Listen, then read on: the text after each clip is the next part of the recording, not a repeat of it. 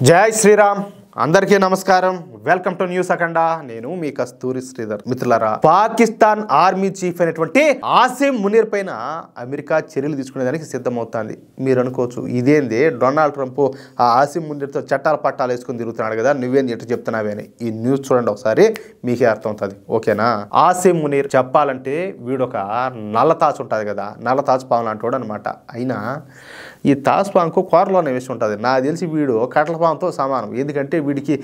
ఒళ్ళంతా విషయమే వీడికి ఏమంటారా పన్నికి మాలిన వెధవ ఈ ఆసిమ్ మునీర్ గాడు పాకిస్తాన్ ఆర్మీ చీఫ్ కాకముందు పాకిస్తాన్ గూఢాచార సంస్థ అయినటువంటి ISI కు చీఫ్ గా వ్యవహరించాడు ఆ సమయంలోనే మన దేశంలో పుల్వామా దాడి అనేది జరిగింది ఈ దాడిని చేయించింది అక్షరాల ఈ ఆసిమ్ మునీర్ గాడే సరే ఇక ఆ తర్వాత ఈ ఆసిమ్ మునీర్ గాడు పాకిస్తాన్ ఆర్మీ చీఫ్ గా ప్రమోషన్ పొందినాడు ఇక అప్పటి నుంచి ఈ ఆసిమ్ మునీర్ గాడు తన రాక్షస ప్రవృత్తిని మరింత బయట పెట్టుకున్నాడు ఎందుకంటే వాళ్ళు ఇష్టపడేది కూడా అదే కదా ఎవరు ఇలా పాకిస్తాన్ వాళ్ళ తనకు ఎదురు తిరిగిన వాళ్ళను మట్టు పెట్టడం సైన్యాన్ని ప్రశ్నించిన వాళ్ళను కిడ్నాపులు చేసి వాళ్ళను లేకుండా చేయడం శాంతియుతంగా దన్నాలు చేస్తున్న వాళ్ళను హఠాత్తుగా మాయం చేయడం వంటి పనులన్నీ కూడా చేస్తున్నాడు వీడి నేతృత్వంలోనే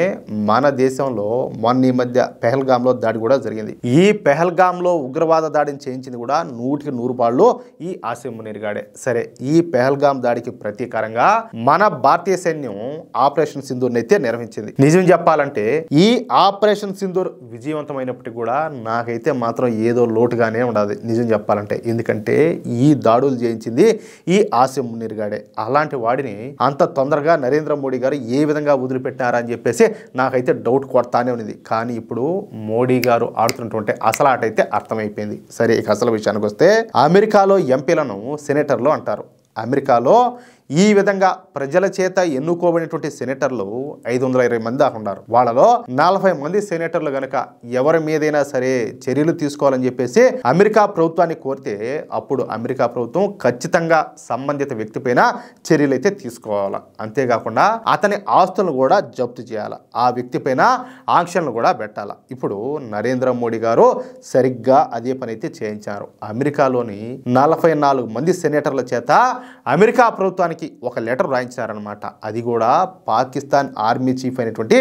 ఆసిమ్ మునీర్ గురించి ఇక ఈ ఆసిమ్ మునీర్ గురించి అమెరికన్ సెనేటర్లు తమ లేఖలో ఈ విధంగా ప్రస్తావించారు అదేమనయ్యా అంటే ఈ ఆసిమ్ మునీర్ అనే వ్యక్తి ఒక తీవ్రవాది అతను ఒక ముస్లిం సాంప్రదాయవాది ఇస్లామిక్ పరంపరవాది ఇదే కారణం వల్ల పొరుగు దేశంతో యుద్ధం చేయాలన్న ఆతృత అయితే ఉంటుంది అతడి ఇస్లామిక్ తీవ్రవాద భావాలు అలాగే సాంప్రదాయవాదం ఇస్లాం నమ్మని వారితో పోరాడాలని చెప్పేసి ప్రేరేపిస్తాయి ఈ ఇస్లామిక్ తీవ్రవాది అయినటువంటి ఆసిమ్ మునీర్ పదవిలో ఉంటే భారత్తో యుద్ధం అయితే తప్పదు ఎందుకంటే ఇతను ఊరికే ఉండడు ఖచ్చితంగా ఏదో ఒకటి రెచ్చగొట్టే ప్రయత్నాలు చేస్తూనే ఉంటాడు కాబట్టి భారత్ కూడా ఊరికే ఉండదు భారత్ మాత్రమే కాదు దాని మిత్ర దేశాలు కూడా దాని ప్రభావాలను అనుభవించాల్సి వస్తుంది ఇక్కడ మనం అందరం కూడా గుర్తించుకోవాల్సింది ఏంటంటే పాకిస్తాన్ లో ఉన్నటువంటి ప్రభుత్వాన్ని పాకిస్తాన్ సైన్యమే నడిపించాల్సి వస్తుంది పాకిస్తాన్ లో నియంతృత్వం హింస విపరీతంగా పెరిగిపోయినాయి పాకిస్తాన్ లో జర్నలిస్టులను పాకిస్తాన్ ఆర్మీ బెదిరిస్తుంది కిడ్నాపులు చేస్తున్నారు అమెరికాకు చెందినటువంటి జర్నలిస్ట్ అయిన అహ్మద్ నూరానీ పాకిస్తాన్ సైన్యానికి వ్యతిరేకంగా వార్తలు రాశాడని అతడిని పాకిస్తాన్ ఆర్మీ కిడ్నాప్ చేసింది అతడిని మాత్రమే కాకుండా అతని 2 సోదరులు కూడా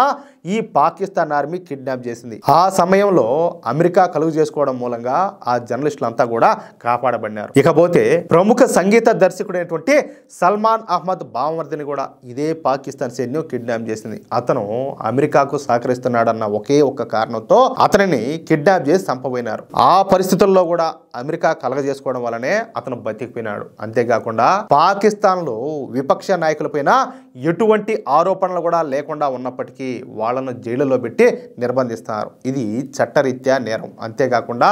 చెప్పాలంటే మానవ హక్కుల ఉల్లంఘన కూడా ఇది మాత్రమే కాకుండా పాకిస్తాన్ లో ఉన్నటువంటి సైనిక కోర్టులు సాధారణ పౌరులు కూడా శిక్షలు అయితే విధిస్తున్నాయి సహజంగా సైనికులకు కోర్టు మార్షల్ ఉంటుంది కానీ పాకిస్తాన్లో సాధారణ పౌరులను కూడా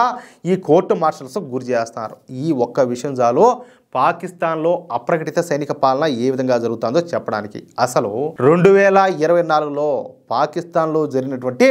జనరల్ ఎన్నికల్లో ఇమ్రాన్ ఖాన్ గెలిస్తే ఆ ఎన్నికల్లో రిగ్గింగ్ చేసి అక్రమాలకు పాల్పడి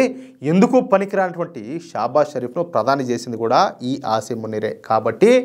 ఈ ఆసిమ్ మునీర్ మీద ఖచ్చితంగా చర్యలు తీసుకోవాలంటూ 44 మంది అమెరికా సెనేటర్లు అమెరికా ప్రభుత్వానికి లేఖ రాశారు. అమెరికా రాజ్యాంగం ప్రకారం 40 మంది సెనేటర్ల కన్నా ఎక్కువ మంది సెనేటర్లు ఏ వ్యక్తి మీదనైనా చర్యలు తీసుకోవాలని చెప్పి కోరితే అమెరికా ప్రభుత్వం ఖచ్చితంగా చర్యలు అయితే తీసుకొని తీరాల. అతని పైన ఆంక్షలు విధించడంతో పాటు అతని వీసాను రద్దు చేసి అతని ఆస్తులను కూడా స్వాధీనం చేసుకోవాలా. దీంతో ఇప్పుడు 44 మంది సెనేటర్లు ప్రభుత్వానికి లేఖ రాయడంతో ఇక అమెరికా ప్రభుత్వం కూడా ఆసిమ్ మునీర్ పైన చర్యలు తీసుకునేందుకు చర్యలకైతే ఉపక్రమించిందంట. ఈ విషయంలో మనం త్వరలోనే ఒక శుభవార్తను కూడా వినబోతున్నాం. ఇక ఈ ఆట మొత్తాన్ని కూడా వెనక నుండి ఆడించింది నరేంద్ర మోడీ గారు, అలాగే అజిత్ దోవల్ గారు, అలాగే మన విదేశాంగ శాఖ మంత్రి అయినటువంటి జయశంకర్ గారు. ఈ ముగ్గురే ఈ అసలాట ఆడిస్తున్నారనేది ఓపెన్ సీక్రెట్. అది విషయం అయితే అర్థమైందా మిత్రులారా? ఈ న్యూస్ కనుక మీకు నచ్చినట్లయితే ఖచ్చితంగా ఈ న్యూస్ నలుగురికి షేర్ చేయండి. అలాగే ప్రతి ఒక్కరు కూడా ఈ న్యూస్కు సంబంధించి మీ యొక్క అమూల్యమైన అభిప్రాయాలను కామెంట్ రూపంలో తెలియజేయండి. అలాగే ఇంతవరకు మీరు కనుక మన ఛానల్ని సబ్స్క్రైబ్ చేసుకున్నట్లయితే ప్రతి ఒక్కరు కూడా మన ఛానల్ని సబ్స్క్రైబ్ చేసుకోండి, సపోర్ట్ చేయండి ప్లీజ్. జై శ్రీరామ్, జై హింద్.